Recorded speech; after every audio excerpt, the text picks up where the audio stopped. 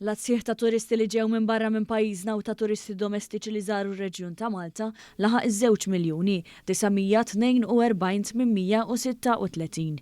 Dan skont ċifri tal-NSO li ġew ippubblikati b'rabta mat-turiżmu reġjonali u li juru kif it-turisti li ġew minn barra jammontaw għal 98.4% tat-turisti kollha li żaru dan ir-reġjun. Fil-fatt waqt din l-istess sena l-ammont ta' turisti li ġew minn barra u l-ammont ta' turisti domestiċi li żaru Għawdex u Kemuna laħaq il-564,396. It-turisti domestiċi kienu jammontaw għal 71.9% tad-domanda turistika kollha f'dan ir-reġjun. Matul l-2023 it-turiżmu domestiku bejn ir-reġjuni laħaq l-401,495, żieda ta' 23.2 meta mqabbel mas-sena ta' qabel. Min-naħa l-oħra Għawdex u Kemuna laqgħu 406,018 turist domestiku, jiġifieri 89.3% tat-turisti domestiċi kollha.